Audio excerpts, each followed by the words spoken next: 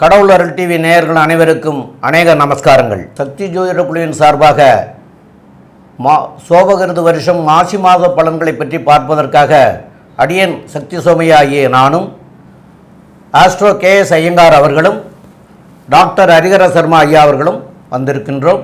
அனைவருக்கும் ஹரிஹர சர்மாவின் பணிவான நமஸ்காரங்கள். நாம் ஒவ்வொரு மாதமும் மாத பயிற்சிகள் பண்ணுறோம்.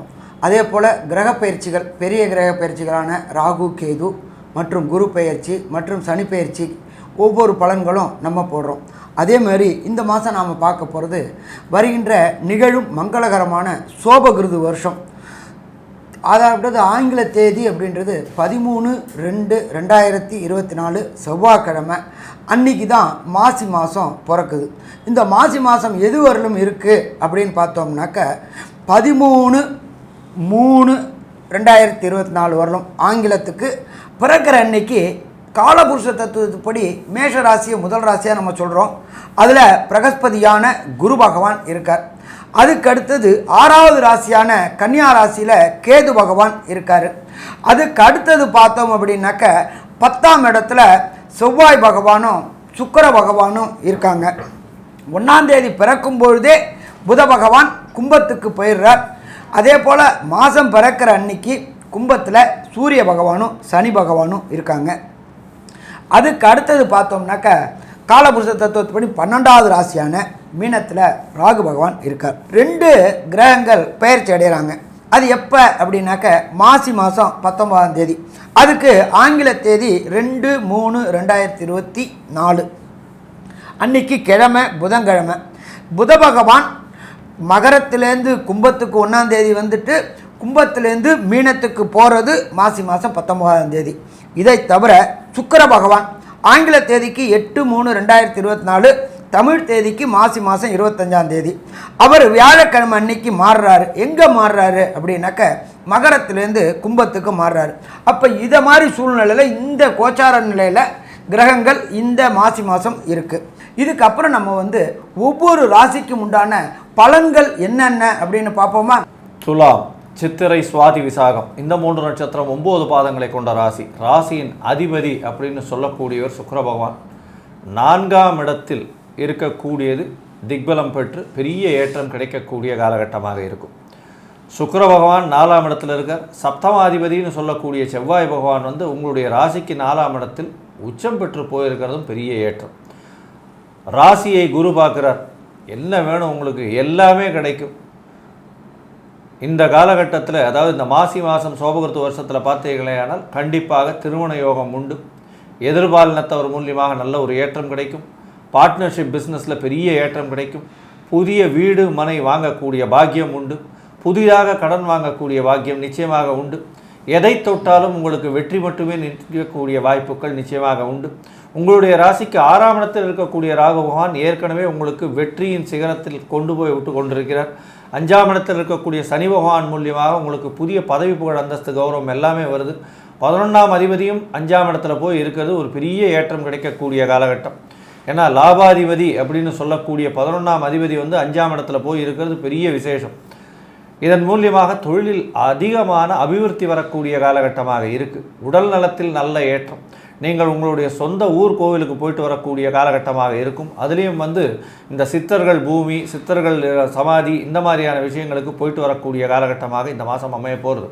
இந்த மாதத்தில் பார்த்தேன்னா உங்களுடைய ராசிக்கு 2ஆம் அதிபதி அப்படின்னு சொல்லக்கூடிய செவ்வாய், 7ஆம் அதிபதி அப்படின்னு சொல்லக்கூடிய செவ்வாய் ராசிக்கு 4ஆம் இடத்துல இருக்கிறதன் மூலியமாக குடும்பத்தில் நல்ல ஒரு அந்யோன்யம் இருக்கும். கணவன் மனைவிக்குள்ள புதிதாக வீடு மனை வாங்கக்கூடிய பாக்கியம் நிச்சயமாக உண்டு. பண வரவிற்கு பஞ்சம் இருக்காது. குடும்பத்தில் நல்ல சௌக்கியம் இருக்கும்.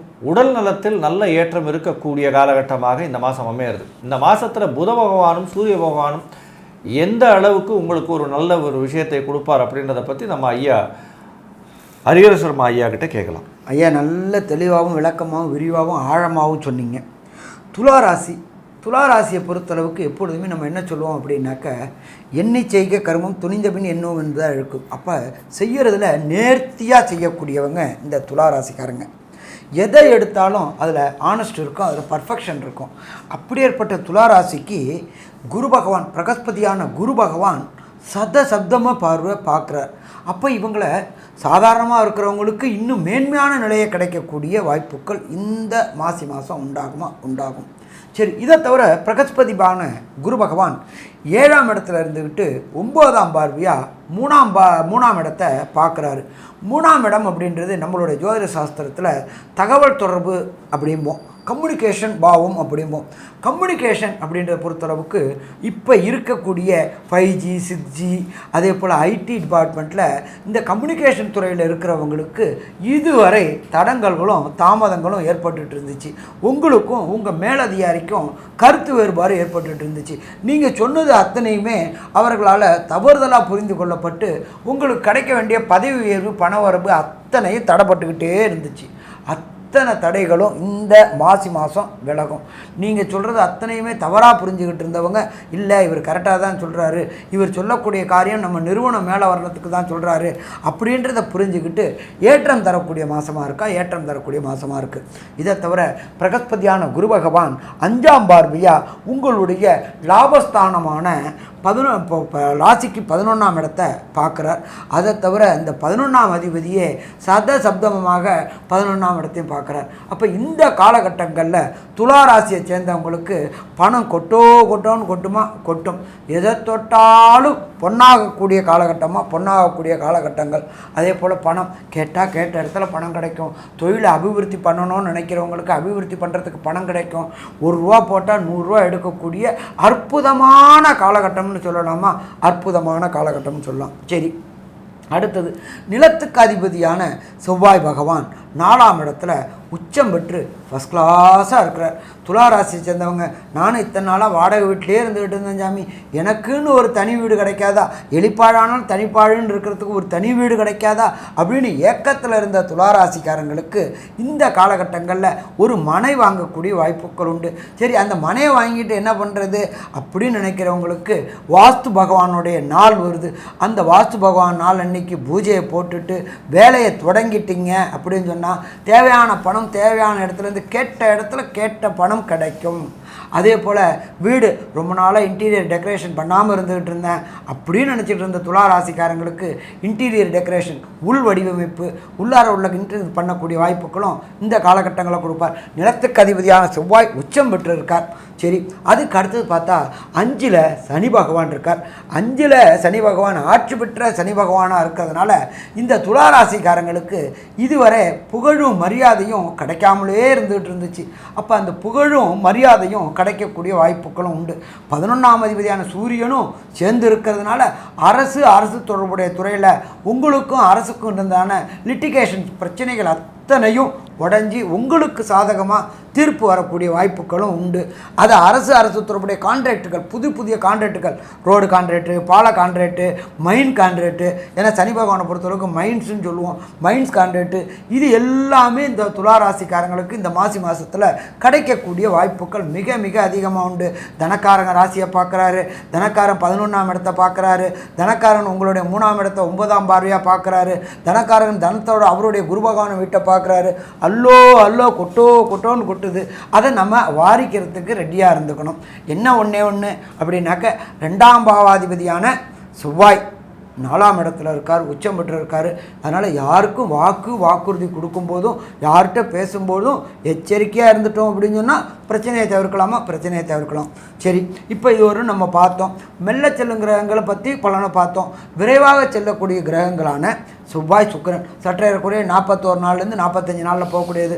செவ்வாய், சுக்கிரன், புதன், இவங்க 3 பேரும் இந்த துளாராசிக்கு என்னென்ன நற்பணங்களையும் என்னென்ன கெடுபணங்களையும் தருவார் அப்படின்றத ஐயா சொல்லுவாங்க.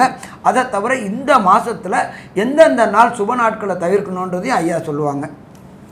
ரொம்ப அற்புதமாக தெளிவாக சொன்னீங்க. இதில் செவ்வாய் இந்த ராசிக்கு 4ஆம் இடத்துல இருக்கிறதுனால பூமி சம்பந்தமாக உள்ளதெல்லாம் கிடைக்கும்னு நீங்களே சொல்லிட்டீங்க. புதனும் சுக்கிரனும் 5ஆம் இடத்துல இருக்கிறாங்க. புதன் சுக்கிரன் மாத்திரம் இல்லை, அங்கே சூரியனும் சனியும் ஏற்கனவே இருக்கிறாங்க. இவங்க 2 பேரும் போய் சேர்ந்துடுறாங்க. அப்போ 5ஆம் இடத்துல இருக்கிற சூரியன் சனி எல்லாருமே 11ஆம் வீட்டை பார்த்துருக்குறாங்க. 11ஆம் வீட்டை பார்க்கறதுனால இவங்களுக்கு வந்து பணம் வந்து கொட்டுங்கிறதையும் விவரத்தையும் சொல்லிட்டீங்க. குருவும் அந்த 11 பார்க்குறாரு, அதனால் கொட்டும்னு. எவ்வளவு வருமானம் வந்தாலும் அங்கே வந்து 4ஆம் இடத்துல வந்து சனி பகவான் இருக்கிறதுனால 11க்குடைய சூரிய பகவானும் 4ஆம் இடத்துல இருக்கிறதுனால எவ்வளவு வருமானம் வந்தாலும் வருமானத்துக்கு மிஞ்சிய பாதிப்புகள் செலவு ஆகக்கூடிய வாய்ப்புகளும் கிடைக்கும். அப்போ அதனால வந்து இப்போ பூமி யோகம் இருக்கிறதுனால அந்த வருமானத்துக்கு மிஞ்சிய செலவுகள் ஆகும். அப்படிங்கிறத இந்த பூமியில் கொண்டு போய் நீங்கள் பூமியோ இடமோ வீடோ கட்டின வீடோ இந்தமாரி எதையாவது ஒன்று வாங்கிட்டீங்கன்னா இந்த விரயமாகிறதெல்லாம் அதில் போய் சேர்ந்துட்டா அது சுப விரயம் ஆகிடும். கையில் அதெல்லாம் வாங்காமல் கையில் வச்சுட்டு இருந்தீங்கன்னா கடன் வாங்கி கூட வாங்கிக்கிறங்க, கடனும் கிடைக்கக்கூடிய காலம். கடன் வாங்கிக்கிறங்க, மாதமானால் கட்டுறதுக்கு பாருங்கள். ஏன்னா இந்த 4ஆம் இடத்துல இருக்கிற சனி விரயத்தை பண்ணுவார். அப்போ இந்த விரயத்தை பண்ணுற போது அந்த விரயம் வீண் விரயமாக போகாமல் சுப விரயமாக மாற்றிக்கிறது வந்து சால சிறந்ததாக இருக்கும்.